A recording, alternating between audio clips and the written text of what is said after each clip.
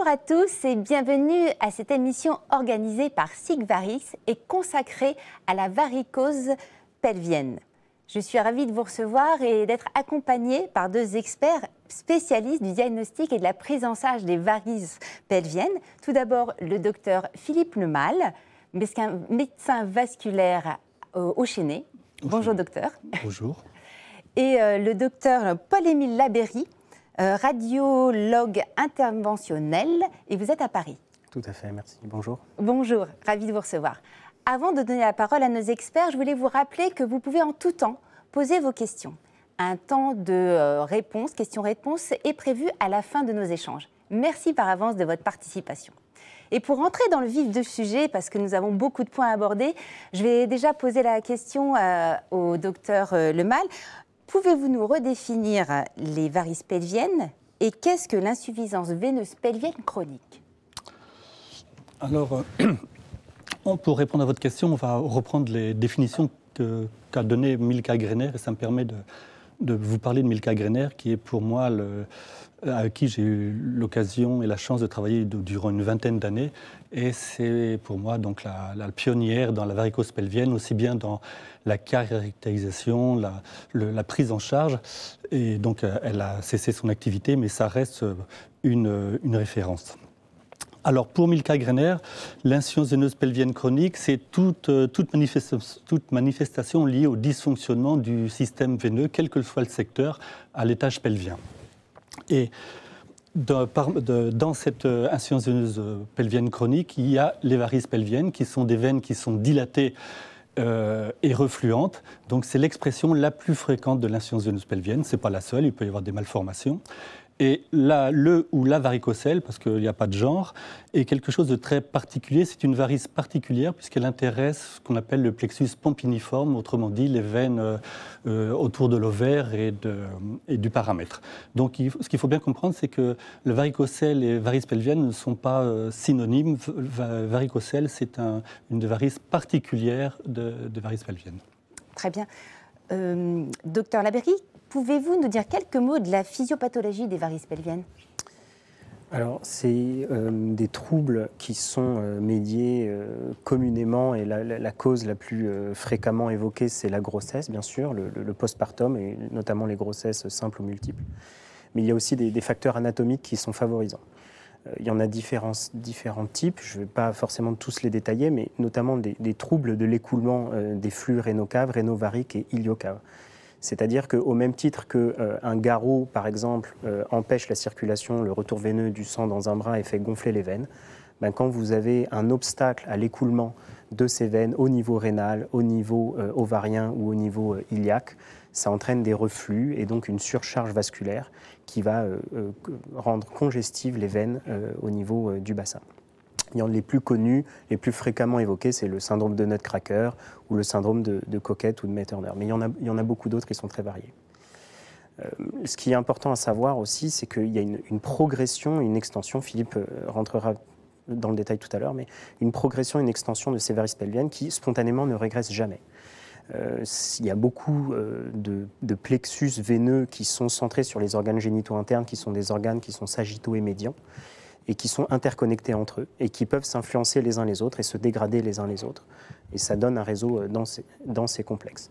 Donc, ce qui implique une extension qui va être polymorphe, multiple et variable, avec une aggravation, une variation progressive des territoires, ça on le verra, et des symptômes aussi, on en discutera tout à l'heure. Donc si par exemple on prend schématiquement ici une image veineuse pelvienne du bassin, à partir d'un reflux réno-varique gauche, on va dire classique, fréquent, se développent des varices qui vont franchir via les veines archéo-utérines la ligne médiane et être responsables d'un paquet variceux qui va être contralatéral, puis ensuite s'étendre via les anastomoses utéropudendales vers le vagin et les organes génitaux externes, puis ensuite, et ça on en parlera avec Philippe, par différents points de fuite unis ou bilatéraux, simples ou multiples, diffusés vers les veines des jambes et les dégradés. Si on prend à peu près la même image, le même lieu anatomique de profil, c'est ce paquet variqueux centré initialement sur l'utérus va pouvoir diffuser en postérieur via les veines rectales moyennes vers le rectum et être responsable d'hémorroïdes ou de congestion veineuse rectale. également devant vers la vessie avec des symptômes associés, et enfin, que ce soit en antérieur ou en postérieur, vers les racines des jambes. Donc ce qui est très important de comprendre, c'est le côté polymorphe, multiple, sachant que toutes les patients ne développent pas les mêmes varices aux mêmes endroits et les symptômes associés. Justement, est-ce qu'elles sont fréquentes et est-ce qu'elles sont toutes symptomatiques ? Les varices pelviennes sont très fréquentes chez les femmes et chez les multipares. On considère même qu'après 3 ou 4 grossesses, elles sont quasi constantes. Et on considère également qu'elles sont, dans la majorité des cas, asymptomatiques. Ça n'empêche qu'il y a environ 10% de varices pelviennes qui vont donner ce qu'on appelle un syndrome de congestion pelvienne, c'est-à-dire un certain nombre de symptômes abdominopelviens liés à ces phénomènes veineux. Et quels sont les symptômes alors de ces varices pelviennes ? Alors, les conséquences, comme on l'a vu, de ces varices pelviennes, en fait, même si elles sont peu fréquemment symptomatiques, celles qui sont symptomatiques peuvent être responsables d'un impact fonctionnel, d'un retentissement fonctionnel majeur, avec parfois de handicap. Il y a de nombreuses manifestations, au premier rang desquelles existe, donc, comme l'a dit Philippe, le syndrome de congestion veineuse pelvienne et les varices des membres inférieurs d'origine pelvienne, mais pas que ça. Pourrait le maître symptôme et qui est la cause la plus fréquente de recours à la consultation, c'est souvent les douleurs pelviennes chroniques qui sont assimilées à des pesanteurs périnéales. C'est des douleurs qui sont profondes, c'est vécu très subjectivement par les patients et les patientes. Ça peut être des crampes, des brûlures, des coups de poignard, c'est très variable. L'intensité, ça peut être un fond douloureux qui parfois fait surgir des crises paroxystiques qui peuvent être parfois très handicapantes avec des EVA, enfin des échelles numériques à 8 ou 10. Et puis un rythme qui va être maximum juste avant les règles. Ça peut être intermittent ou permanent, déclenché par certains efforts et surtout en fin de journée à l'orthostatisme.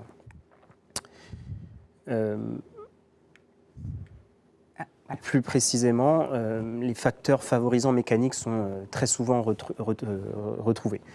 C'est être debout longtemps, le port de charges lourdes. Et l'expression, comme on l'a vu, de ces troubles va être médiée en fait en fonction de la localisation des varices. Comme on a vu, on vient de voir qu'elles pouvaient être multiples et polymorphes. En fait, les irritations douloureuses peuvent être plutôt dans le flanc gauche, plutôt au niveau des organes génitaux externes, plutôt vers les jambes, plutôt vers l'anus.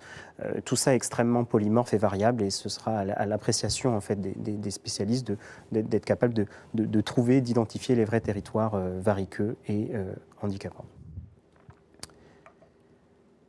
Pour les symptômes associés, donc on décrit le syndrome post-coïtal, qui est en fait une pesanteur, une lourdeur du fond vaginal et du bassin qui est parfois prolongée de quelques heures à quelques jours, parfois 48 heures après chaque rapport. Donc qui entraîne un impact fonctionnel majeur avec des baisses de la libido, on le comprend tout à fait. Le syndrome irritatif vésical, comme on l'a vu, l'extension des varices au niveau antérieur, au niveau de la vessie, provoque une polyurie, des impériosités, des gènes et des brûlures, comme si c'était des cystites en fait, mais les bandelettes urinaires sont toujours négatives. Les troubles recto-hémorroïdaires, donc des authentiques hémorroïdes. Le lien entre grossesse et hémorroïdes, on le connaît, c'est médié par ces varices. Des ténesmes, c'est-à-dire des épreintes, et une pesanteur à l'exonération. Et puis les troubles vasculo-nerveux par compression des racines nerveuses par des grosses veines dilatées qui peuvent entraîner des pseudo-sciatiques tronquées ou des névralgies pudendales qui sont parfois extrêmement handicapantes. Donc il y a de nombreux symptômes, mais c'est des symptômes peu spécifiques en fait. Oui, on voit que le problème, c'est que c'est un problème diagnostique, parce que les symptômes que vient de décrire Paul-Émile, par exemple la dysménorrhée ou les douleurs chroniques, c'est à peu près la principale cause de manifestation chez le gynécologue. Donc c'est des symptômes très fréquents. Ils sont peu spécifiques. Et en plus, les varices pelviennes sont souvent associées à l'endométriose qui elle-même peut donner des symptômes identiques, même si ça varie un petit peu. Ce qui fait que la relation de causalité entre les symptômes décrits par la femme, la patiente, et la varice pelvienne est parfois difficile. Et autrement dit, le syndrome de congestion pelvienne est souvent un diagnostic d'élimination une fois qu'on a éliminé les causes gynécologiques et gastro-entérologiques qui sont une des causes fréquentes également. Il n'en pêche quand même que par rapport à ces symptômes, devant des symptômes comme ça qui peuvent évoquer un certain nombre de congestions pelviennes, le rôle du médecin, ça sera de rechercher aussi bien à l'interrogatoire et à l'examen clinique un terrain variqueux. Et en particulier, il faudra rechercher des localisations variqueuses au niveau du périnée et de la vulve. Et puis comme l'a dit Paul-Émile, on retrouve un petit peu cette notion de symptomatologie qui est augmentée par l'orthostatisme, et donc c'est plutôt en fin de journée. Et tout ça pour dire que selon qu'on est gynécologue ou médecin vasculaire, l'approche ne sera pas tout à fait la même. C'est-à-dire que pour un gynéco, tout le problème, ça sera de trouver l'origine veineuse de symptômes pelviens, alors que pour le médecin vasculaire, ça sera au contraire de penser à l'origine pelvienne devant des varices des membres inférieurs. Donc pourquoi les médecins vasculaires doivent-ils être concernés par les varices pelviennes ? Eh bien, ils sont concernés par les varices pelviennes, parce que d'abord, les varices pelviennes, ce sont des varices. Donc, a priori, le médecin vasculaire, il s'occupe des artères et des veines et des varices. Et pourquoi ils sont concernés ? Parce qu'on sait très bien, depuis très très très longtemps, quand on explore des varices, qu'elles soient primitives ou récidivées, l'alimentation par les veines périnéales est reconnue depuis très longtemps. Et non seulement ça, mais en plus, ça a été décrit. Ça a été plus récemment décrit par Franceschi, mais bien avant lui, il y a plus d'une trentaine d'années, par un anatomiste, le docteur Lefebvre, on avait défini des connexions directes entre les veines du pelvis et les veines des membres inférieurs. Et ça m'amène à parler des points de fuite d'origine pelvienne, parce que c'est tout le problème du médecin vasculaire, ça sera de les trouver, ces points de fuite, c'est-à-dire que les points de fuite, ce sont les points qui font communiquer les varices pelviennes vers les membres inférieurs. Alors, c'est quoi un point de fuite ? Un point de fuite, c'est simplement une inversion de flux dans une voie de drainage anatomique. Alors, dit comme ça, personne n'a rien compris, mais on va prendre par exemple le drainage de la vulve. Donc, le drainage de la vulve, la partie antérieure et la partie postérieure ne se drainent pas de la même façon. La partie antérieure va se drainer par ce qu'on appelle la pudendale latérale et puis ensuite vers le système iliaque externe. Alors que la partie postérieure de la vulve va se drainer par les périnéales superficielles, puis en passant par le canal d'Alcock, qui est un territoire anatomique, via les veines pudendales médiales et puis le système iliaque interne. Donc ça, c'est quand tout marche bien. Donc le canal d'Alcock est une voie de drainage. Mais imaginons maintenant qu'il y a un reflux au niveau des afférents de l'iliaque interne. Et on voit que la pudendale médiale va pouvoir transmettre ce reflux des afférents iliaques internes via le canal d'Alcock vers les veines périnéales superficielles et vers les veines labiales. Et ce qui fait que le canal d'Alcock était une voie de drainage va devenir un point de fuite, et un point de fuite qu'on appelle un point de fuite périnéal ou le point P. Et ce point P, il va alimenter ces varices-là. Donc, c'est quand même pas une vue de l'esprit. Et on comprend que des fois, ça peut être gênant. Donc, soit des varices périnéales, soit des varices vulvaires qui sont très, très dilatées. Et les varices vulvaires, lorsqu'on regarde ça à l'écho, on tombe sur ces gros paquets de veines très dilatées. Ça, c'est donc la grande lèvre gauche de la dame. Et voilà ce qu'on retrouve dedans. Donc, c'est quand même des paquets variqueux qui sont relativement importants.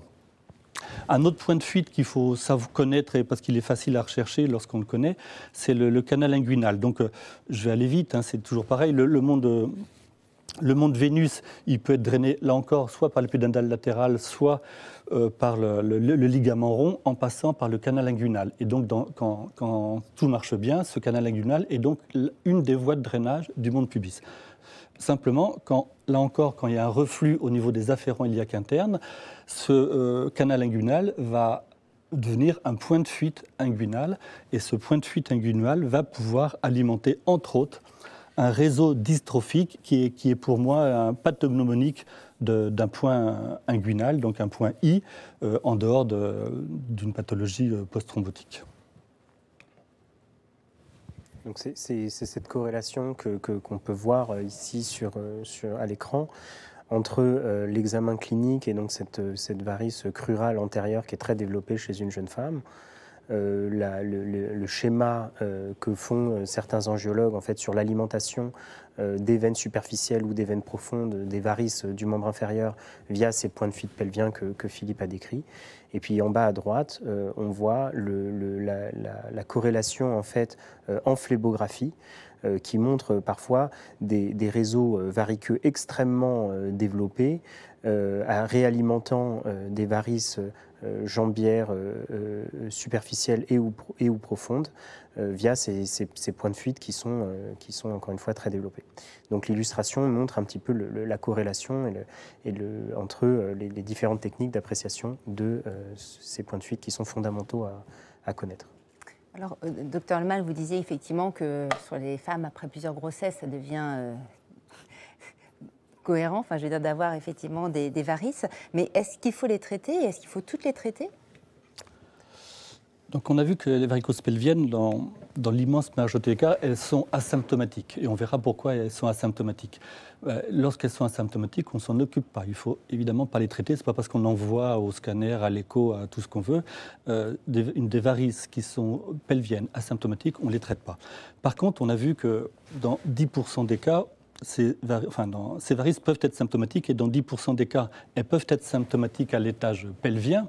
Mais comme on vient de le voir, à cause des points de fuite, ces varices pelviennes peuvent également alimenter des veines au niveau des varices au niveau des membres inférieurs.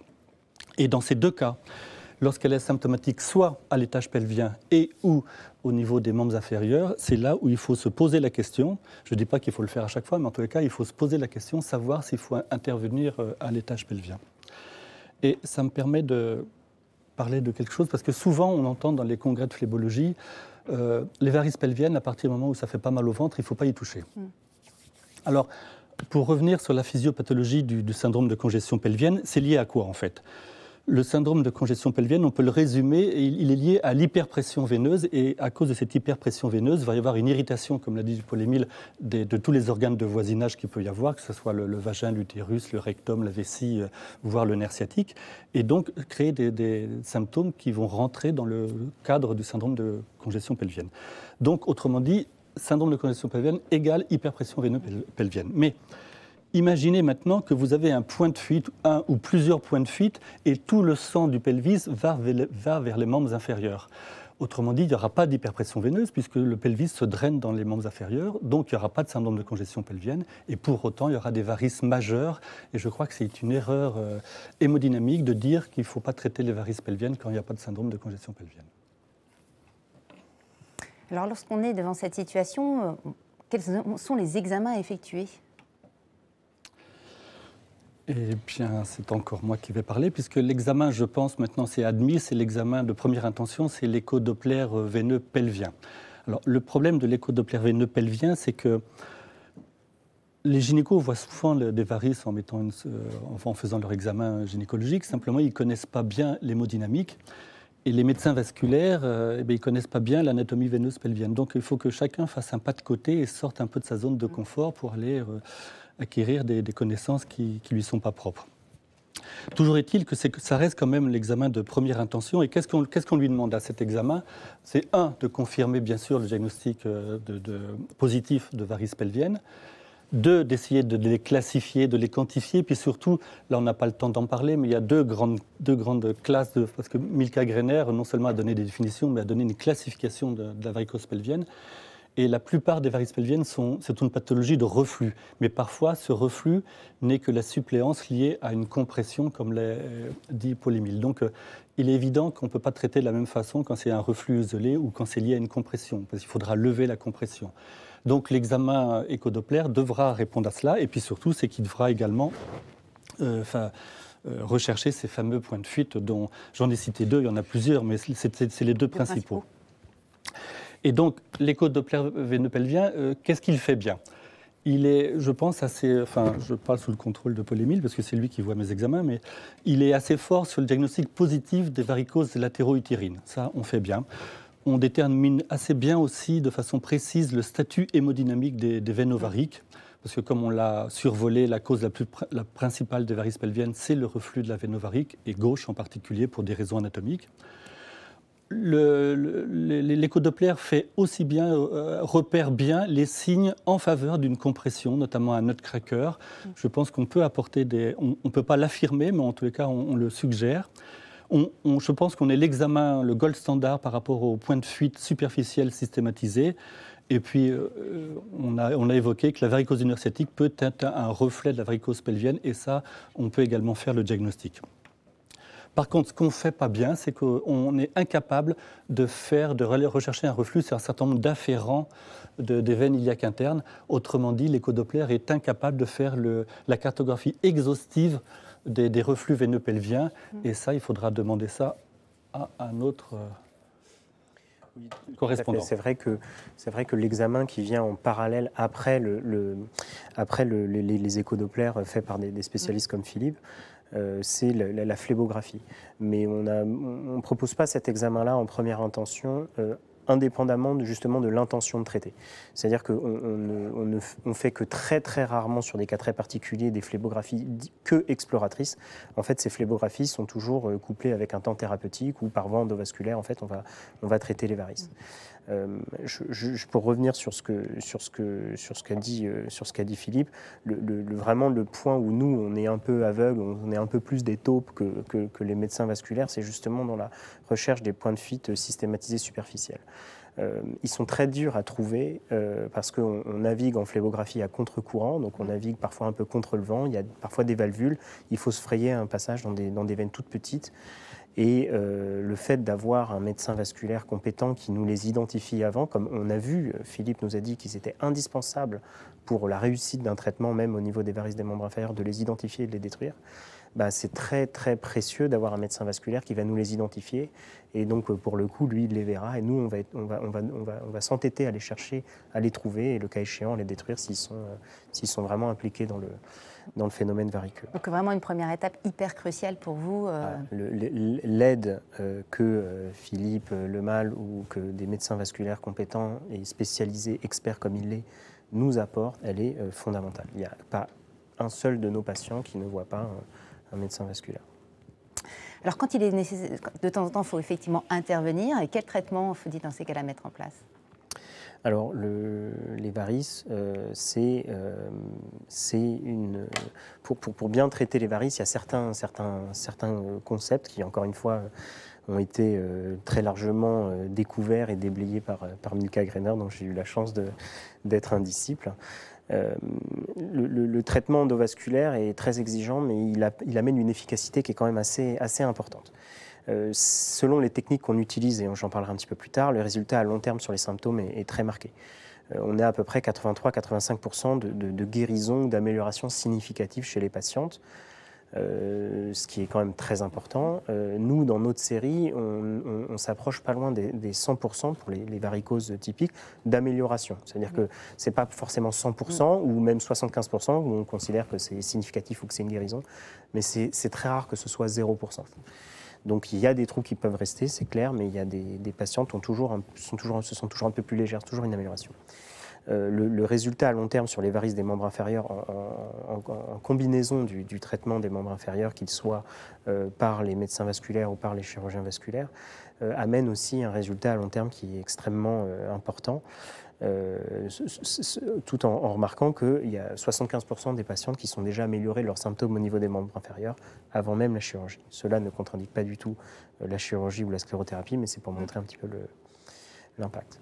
Alors, ce traitement, il est exclusivement endovasculaire. C'est extrêmement compliqué pour un chirurgien vasculaire ou un gynécologue, par cilioscopie, de cautériser toutes les veines. Enfin, je vous montrerai quelques images, mais des fois, l'étendue des varices et leur intrication à l'intérieur des organes profonds rend tout geste vraiment voué à l'échec. L'hystérectomie ne suffit pas du tout, comme on l'a vu avec Philippe. Il y a plein d'afférents iliaques qui ne sont pas du tout supprimés par une hystérectomie. Donc, le traitement était essentiellement endovasculaire. Il y a plusieurs techniques et matériels qui ont été décrits. Le principe le plus important, c'est que toutes les veines pathologiques en fait, doivent être détruites, doivent être isolées de la circulation. Tous les points de fuite doivent être isolés pour que ça puisse marcher. Les territoires drainants, bien sûr, doivent être respectés. L'embolisation, donc, qui consiste en fait à mettre un agent embolisant à l'intérieur de la lumière des vaisseaux, arrête le flux, diminue la pression à l'intérieur de ces veines, diminue les symptômes. Les vaisseaux n'étant plus parcourus par un flux sanguin, ils se rétractent et ça détruit, donc avec le temps, ça détruit les veines pathologiques. Donc je vous montre quelques exemples que vous voyez. Donc ce que vous voyez ici en gris foncé, c'est l'agent embolisant que nous, on utilise exclusivement et que utilisaient exclusivement les gens qui m'ont formé. C'est de la colle biologique résorbable, qui est complètement résorbable, qui détruit les varices et qui part avec le temps.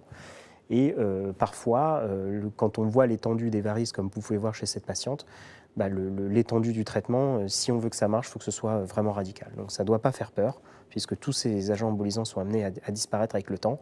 Sur les petites veines, ça prend plusieurs semaines, les moyennes, quelques mois, les plus grosses veines, ça peut prendre quelques semestres, mais en tout cas, tout part et les varices avec. Donc des traitements qui sont parfois massifs. D'autres fois, c'est des traitements qui sont beaucoup plus sélectifs, comme par exemple, on voit ici sur une phlébographie un petit point de fuite médié par la veine obturatrice interne qui réalimentait une patiente qui était en récidive de sclérothérapie. On peut voir les petits clips chirurgicaux, là, ceux qui les distinguent. Et donc l'embolisation, ce qu'on appelle le CAST, c'est-à-dire le moule d'agents embolisants, de colle biologique, qui correspond exactement à la petite communication anormale, aux petits points de fuite qui ont été très brillamment décrits par Philippe.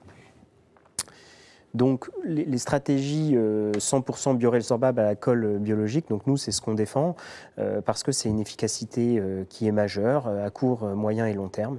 Elle provoque la colle en polymérisant, chauffe un peu et puis va provoquer une vasculite nécrosante en fait avec une destruction des veines malades et elle est résorbée par des processus hydrolytiques médiés par les macrophages. Pour vous donner un exemple chez cette patiente, on voit cette grosse veine ovarienne embolisée, on était en septembre 2019, c'est la même patiente en mai 2021, donc un an et demi plus tard, on voit que toute la colle est résorbée, bien sûr, les troubles étaient amendés. Très beau résultat. Voilà. Il y a certains agents embolisants contre lesquels, pour lesquels on n'a pas l'habitude de travailler, qu'on ne recommande pas parce qu'on montre que ça n'a pas d'efficacité, c'est responsable de récidive. C'est notamment des agents embolisants qu'on appelle les coils, qui sont couramment utilisés dans d'autres types de pathologies qui marchent très bien, mais pour les veines, ça ne marche pas très bien. Comme vous pouvez le voir sur cette image, donc, malgré ce qu'on appelle un packing, ça veut dire malgré une pelote de petits filaments métalliques à l'intérieur des veines, chez cette patiente, le flux est complètement perméable et les varicoses vulvaires infiltrantes ici au niveau labial et au niveau clitoridien sont quasiment intactes. Donc ces agents embolisants-là sont très adaptés aux artères, sont très adaptés à certaines veines, mais sûrement pas aux varices pelviennes, donc on ne recommande pas du tout de les utiliser. Encore une fois, c'est à peu près la même chose chez une patiente qui avait un reflux rénovarique très marqué. On aura beau mettre un nombre de coils métalliques extrêmement important à l'intérieur de cette veine ovarienne, celle-ci est tout à fait à même de se recanaliser, d'être perméable. Comme vous voyez ici, le filament noir, c'est l'opacification qui transperce en fait ce réseau de coils et qui continue à alimenter les varices. Donc, je pense que c'est très important de considérer un traitement qui soit exécuté selon les règles de l'art, avec le matériel le plus adapté possible pour garantir le succès qui soit le plus important possible et donc quelque part libérer les patientes de leurs troubles qui sont parfois extrêmement handicapants. Écoutez, merci pour ce topo. On a énormément de questions, donc sans attendre plus longtemps, je veux la première. Quid de la varicose pelvienne chez l'homme ?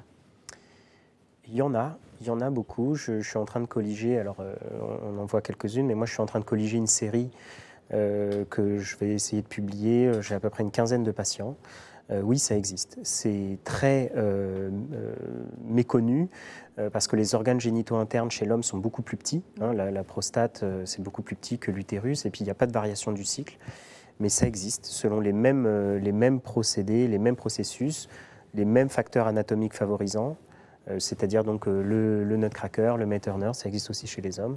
Et certaines activités sportives, je pense notamment à l'haltérophilie, où on fait beaucoup de valsalva et d'efforts en compression, qui sont responsables de trucs comme ça. Et puis la varicose pelvienne, entre guillemets, la plus connue et la plus répandue chez l'homme, c'est le varicocèle. Donc comme l'a très justement dit Philippe tout à l'heure, le varicocèle est une varice pelvienne, mais n'est pas toutes les varices pelviennes.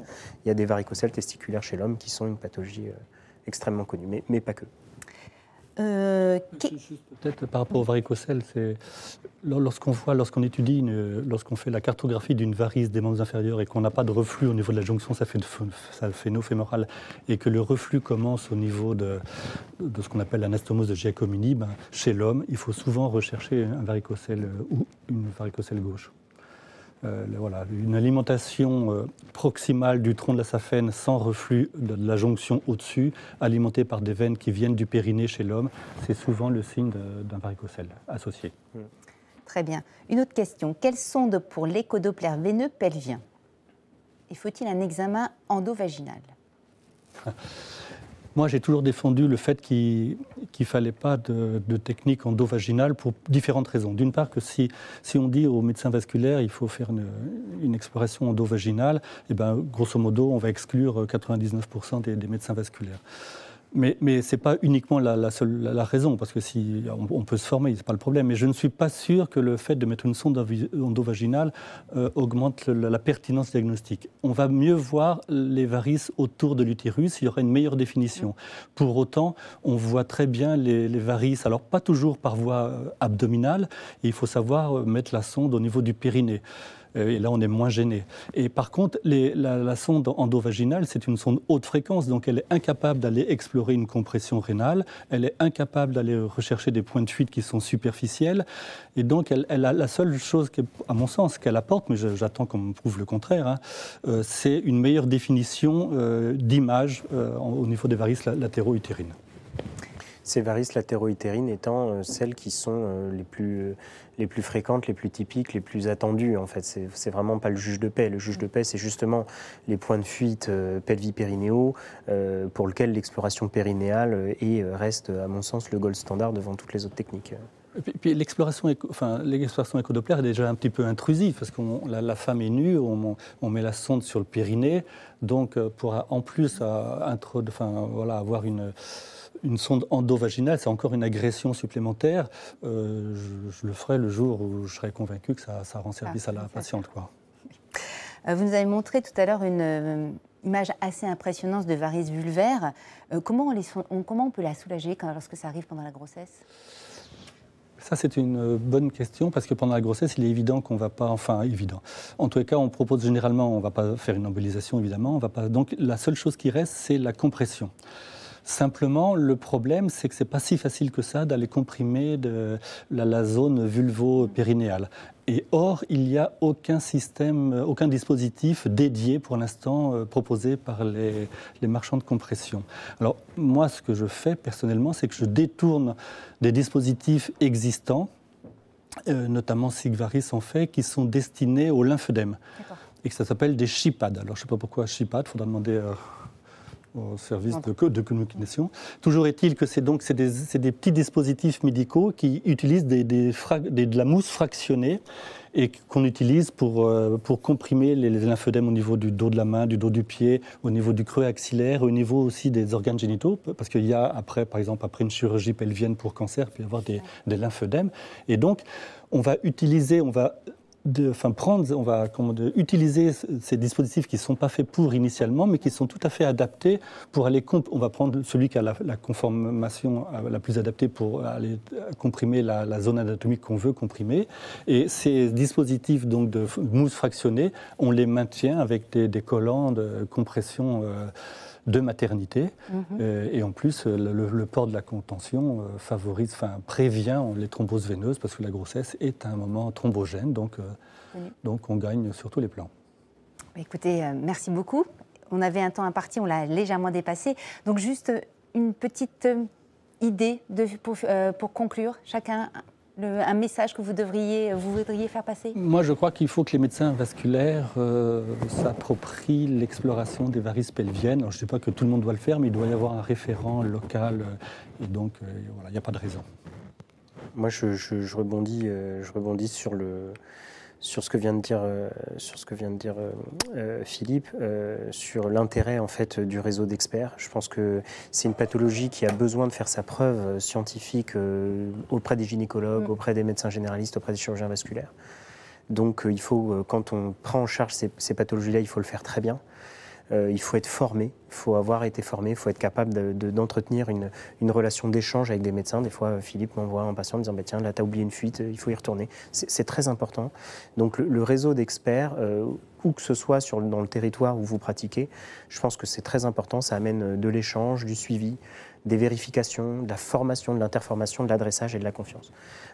On a besoin d'apporter ces nouvelles thérapeutiques et cette nouvelle vision de voir, ces nouveaux diagnostics à ces patientes qui sont pour beaucoup dans l'errance médicale.